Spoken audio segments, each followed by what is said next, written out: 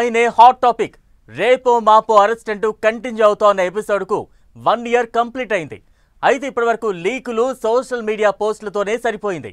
అనారోగ్యం దృష్ట్యా ఇప్పట్లో ఆయన అరెస్ట్ ఉండకపోవచ్చన్న అంచనాల మధ్య ఓ ప్రచారం సెన్సేషన్ అయింది.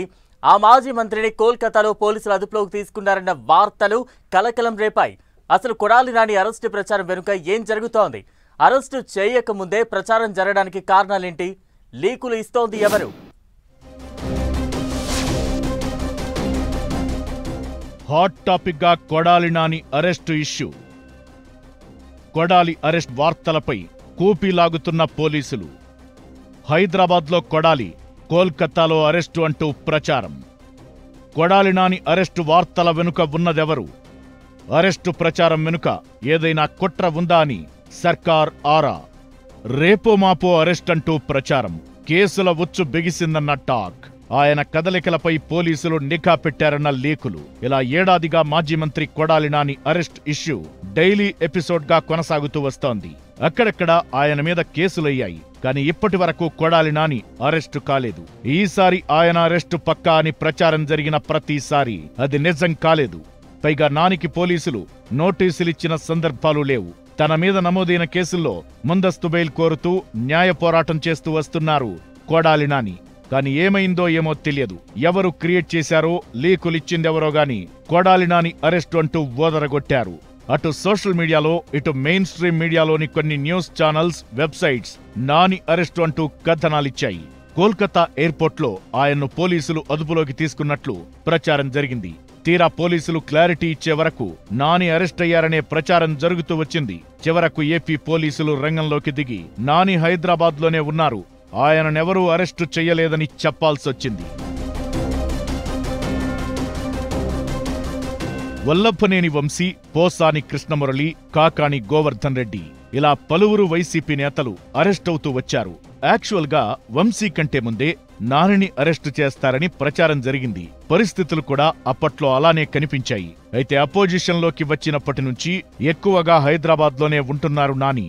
ఆ మధ్య వంశీ అరెస్టు సమయంలో విజయవాడ జైలు దగ్గర కనిపించి అరెస్టులకు భయపడేది లేదన్నట్లుగా స్టేట్మెంట్ ఇచ్చారు.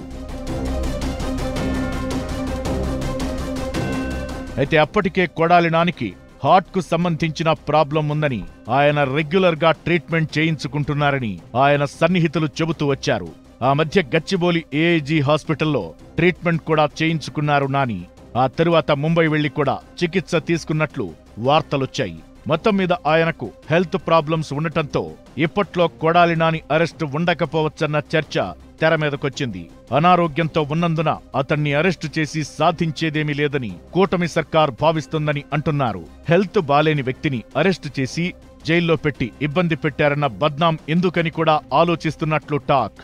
ఇప్పటికే అరెస్టైన వల్లభనేని వంశీ జైల్లో హెల్త్ ఇష్యూస్ ఫేస్ చేస్తున్నారు. రెగ్యులర్ గా జైలు నుంచి హాస్పిటల్ కు వెళ్లి చికిత్స చేయించుకుంటున్నారు. ఆరోగ్యం బాలేనందున బెయిల్ ఇవ్వాలని కోర్టులను అభ్యర్థిస్తున్నారు.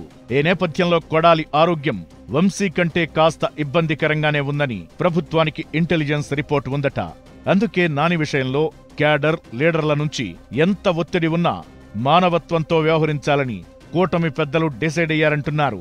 ప్రస్తుతానికి నాని ఎపిసోడ్ను పక్కకు పెట్టేసినట్లేనన్న గుసగుసలు వినిపిస్తున్నాయి. కొడాలి ఆరోగ్యం పూర్తిగా కోలుకున్నాకే ఆయనపై చర్యలు ఉంటాయని వైసీపీ కూడా భావిస్తోందట.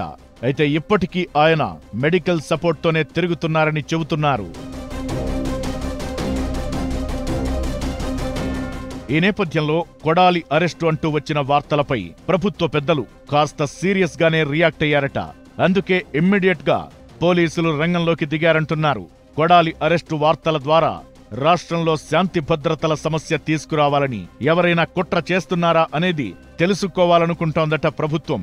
టెక్నికల్ ఎవిడెన్స్ ఆధారంగా పలువురి అనుమానితులపై పోలీసులు నిఘా పెట్టినట్టు తెలుస్తోంది. అయితే టీడీపీ క్యాడరే అత్యుత్సాహంతో నాని అరెస్టుపై ప్రచారం చేశారని వైసీపీ కార్యకర్తలు అంటుంటే, వైసీపీ సోషల్ మీడియానే మైండ్ గేమ్ ఆడుతోందని ఒకరిపై ఒకరు కౌంటర్ అటాక్ చేసుకుంటున్నారు.